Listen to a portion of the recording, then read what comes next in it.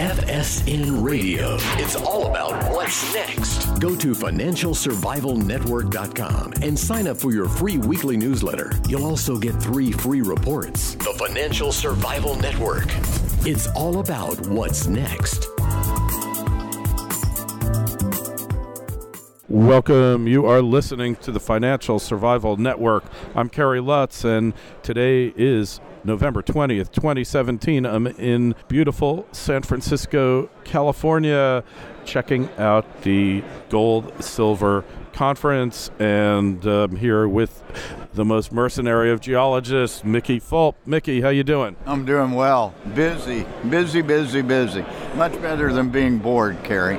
Well, you could easily be bored at one of these conferences if it's not your thing. Hey, of course, be part of the show. Email us, kl@kerrylutz.com. Twitter feeds @KerryLutz. So, Mickey, big news in uranium. What's happening there?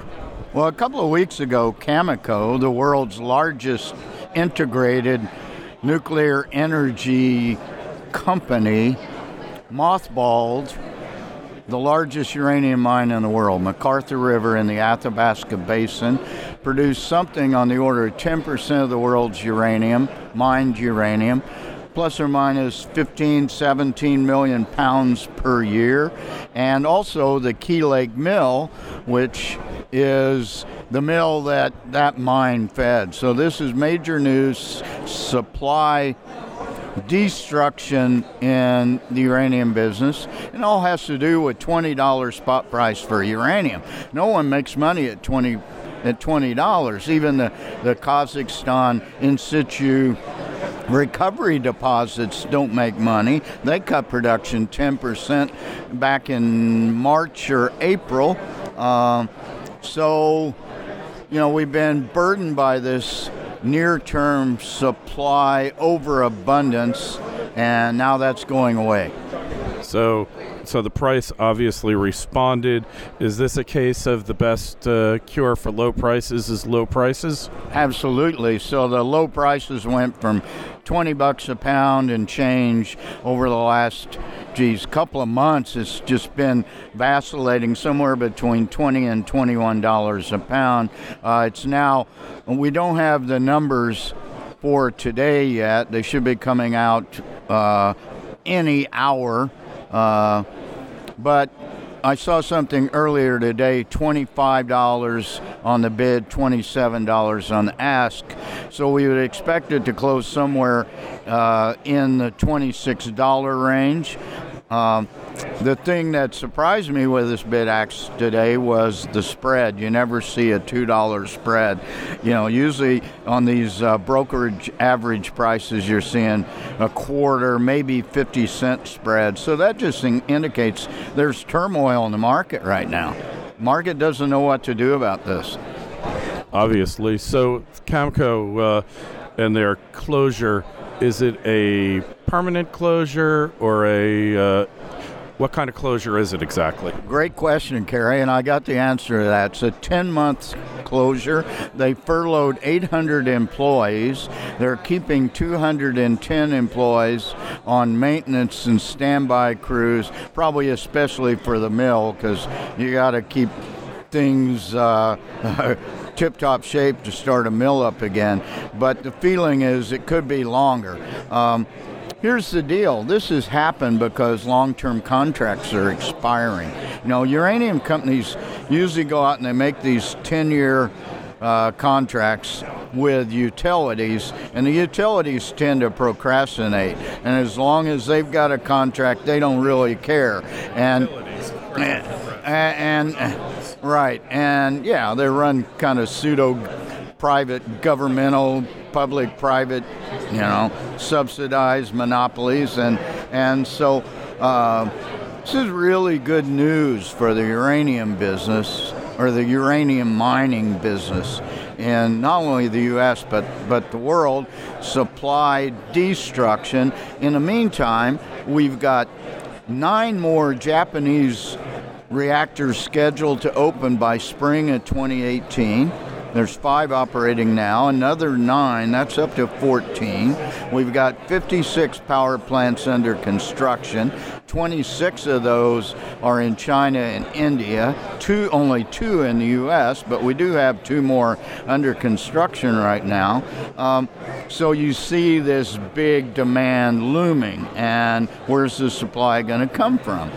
So here's the question, though. As far as the industry goes, it's not healthy. Do you want to be buying uranium explorers and developers now? What sector of the industry do you want to be concentrating on? Well, I think you need to buy developers and current or past producers. So because they're ready to go. And so as soon as the price, especially ISR uranium in U.S., as soon as that goes above $40 and stays there for a while, here comes the production. So those are the companies I think that you want to look at. But you can also just play the stocks. You know, there's a stock, Uranium Energy Corp, and I am a long-term shareholder, and I'm involved with that company, and they pay me to do various things for them, including interviews. They've been sponsors in the past, but that stock went from 97, 98 cents in the 1st of November, and it's $1.44 today. So, you know, you could have come in right after the 1st of November, first week of November when this announcement was made, and picked that thing off very cheap, and you would have made 50% of your money already. So perhaps, I mean, you and I in our monthly review, we follow uranium. We've been following it for years, and we followed it down and down and down. And now perhaps the trend has reversed, and maybe we're going to be following it up now from this point. Well, the thing about uranium, it's such a small and volatile market that it can move up very quickly. It moves up much more quickly than it moves down, and the speculators and traders will come in. And I'm not going to tell you that this is going to solve the world's uranium oversupply, but it's just one of the things going on. Meanwhile, we have a Trump administration who is very pro-nuclear. You know, you can say about uranium, it's a green metal because it has no carbon footprint. And no matter how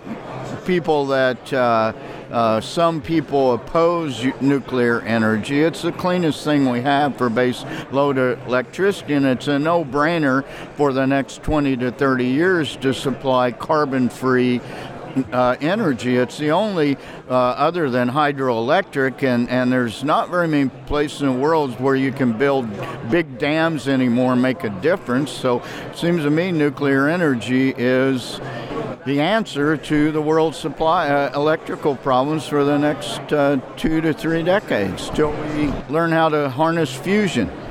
Or solar becomes practical, or solar won't, because Kerry, come on, the sun doesn't shine 12 hours a day, and even in the sunniest parts of the world, the sun only shines 80% of the time during the day. So it's not baseload electricity, and wind is not baseload electricity because, you know, these turbines that spin around on occasion, they operate about 10% of the time, 15% of the time in the windiest places on Earth. Yeah, well, it's kind of interesting because nobody cares about uranium. I mean, it is a market that the world, 99% of the people in the world are completely indifferent to. Nobody realizes it, but in the U.S., we have issues here. A lot of our nuclear power plants are getting close to EOL, end of life. They're going to have to be decommissioned.